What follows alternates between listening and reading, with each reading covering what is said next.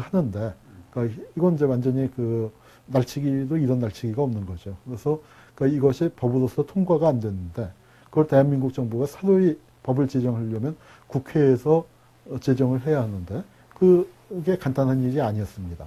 그렇기 때문에 이것을 마치 미군정 말기에 어떻게 법이 통과된 것처럼 꾸며서, 그래서 7월 달에 법률이 공포되었고, 8월 5일에 효력이 발생했다라는 이제 그런 이제 호적을, 뭐 쉽게 얘기하면 호적을 날조한 거죠. 제주 4.3 사건 당시 사형 384명, 여수 순천 사건 당시 사형 691명을 비롯 이 법으로 처벌된 전체 숫자는 추산조차 어렵다. 바로 이 법에 의해 김수임은 단 한 번의 재판으로 사형 선고를 받는다. 재판 시작 3일 만의 일이었다.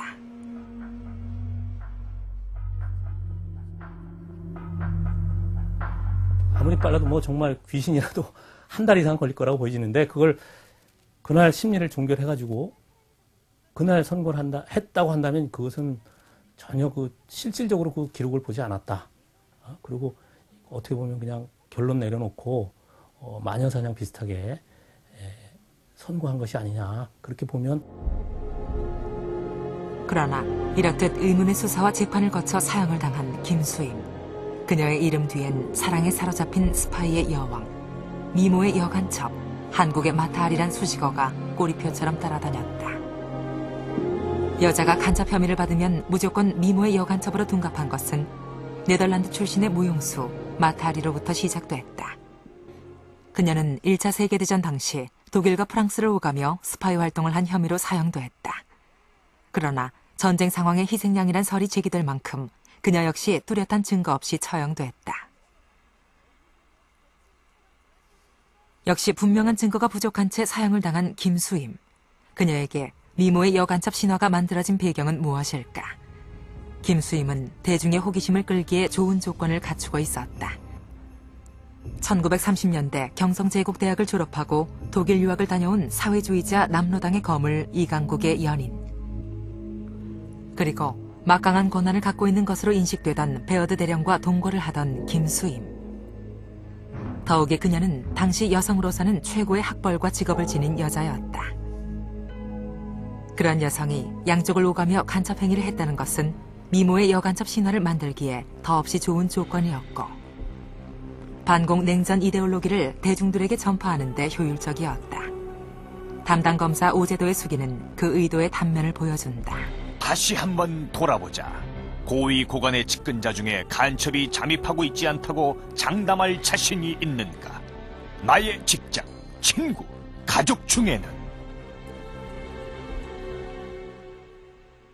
나아가 베어드 대령에 대해 여간첩 김수임에게 첩보를 제공한 죄로 군법회의에서 7년형을 선고받고 불명예 제대했다고 사실을 왜곡한 한국 언론.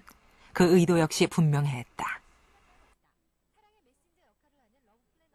좌익 내지는 빨갱이는 북으로 가고, 그리고 우익들만 남쪽에 모여있는, 이제 이런 속에서 과거에 좌익과 같이 좀 친하게 지냈다든지 좌익 전력이 있다든지 이제 이런 사람들을 솎아내는 작업이 필요했던 것이죠. 그리고 이제 그런 솎아내는 그 권한을 행사하는 이제 요즘식으로 표현하면 공안기구가 되겠습니다. 그 공안기구의 핵심 인물들이 아주 엄청난 권력을 휘두르면서 그것이 이제 그 내부에, 심지어는 검찰 내부에서도 빨갱이 검사가 있다 해서 잡아가는 그 상황. 고관대작의 부인들 중에, 혹은 고관대작 자신이 이런 좌익이 침투해 있다. 이제 그런 그런 전제하에 그 사람들을 잡아가는 과정에 49년, 50년 아주 빈번하게 일어납니다. 그러면서 이제 이 빨갱이들의 마수가 미쳐 있는 것이 어디까지 침투했느냐 하면은 미국인들에게까지 가 있다라는, 그래서 아주 이제 극적인 요소들을 만들어내기 위한 그런 장치로. 그리고 김수임에 대한 또 다른 신화. 그것은 그녀가 사랑에 눈이 어두워 이적 행위를 했고, 그녀를 비극적인 죽음으로 몰아간 건 역시 사랑이라는 시각이다. 그것은 그동안 가려진 김수임의 진실을 밝히기 위해 집필된 책, 그리고 이데올로기의 희생자 김수임의 죽음에 대해 의문을 제기한 연극 모두의 공통된 시선이다. 심지어는 김수임을 그 인간적인 어떤 그 측면을, 그 인간 김수임의 복권을 시도했다가는 나 김수임이나 혹은 나는 사랑을 써왔다 같은 작품들도 김수임은 간이 김수임 재판이 조작된 것이 아니라는 전제하에서 그 개인 김수임을, 즉 그 반공 논리의 강력한 어떤 선입견, 고정관념, 그것과 정면으로 맞서기보다는 그러니까 그 속에서 개인 김수임만을 구출하려는, 그러기 위해서는 김수임은 사랑밖에 몰랐었던 가련한 여인으로 그려줘야만 그 반공 구도의 틀을 건드리지 않고 개인 김수임을 구출하는 그런 작업을 펴왔었던 것 같은데, 그건 이제 그 지인들을 중심으로 아마 그렇게 되어 있었던 것 같은데, 그 김수임 사건은 그 당시에 시대 상황 속에서 우리가 그 사건 자체를, 그리고 우리가 60년대, 70년대, 80년대 숱한 조작 간첩 사건을 경험을 한 토대 위에서 아주 근본적인 부분에서부터 좀 다시 봐야 할 필요가 있는 것이죠.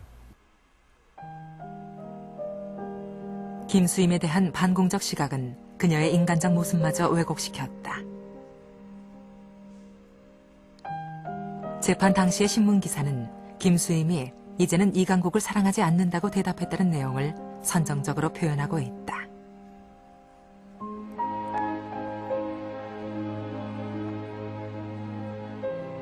이강국을 아직도 사랑하고 있습니까?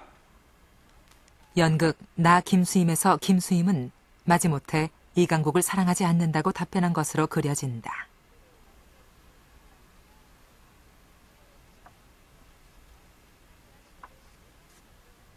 아니요. 생명을 구하기 위해 거짓말이라도 하라고 변호사가 요청했기 때문이다. 김수임은 최후에 어떤 말을 했을까? 당시 김수임 재판에 참여한 김태청은 김수임의 최후 진술을 이렇게 증언한다. 자기로서는 그 일생일대 잊지 못할 사랑이던 것 같아요. 예, 그러니까 지금도 사랑한다. 그러니까 마지막 최후 진술이 뭐냐면 내가 날 위해서 모두 힘써준 분들이 여도도 있지만 그 애인도 있고 뭐 있지만 그러니까 나를 위해서 힘쓴 사람들을 위해서 나로서는 너무너무 그때로서는 당연한 일을 했고 지금도 후회하지 않는다. 그런데 그 사람들한테 나 죽기 전에 감사 말씀을 드리고 간다. 내가 그때 하고 싶어서 했던 일이니까 후회하지 않는다. 제가 가장 그때 그 자리에 있었던 누구로부터 가장 듣고 싶었던 증언이 있었다면 그 중에 하나일 겁니다. 제 어머님의 영혼의 색깔을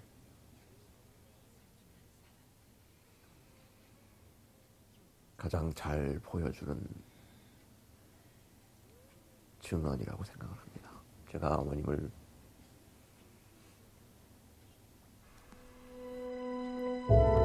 김수임이 죽는 순간까지 사랑했던 이강국. 그러나 그 역시 극단적인 남북 대립의 상황에서 비극적인 죽음을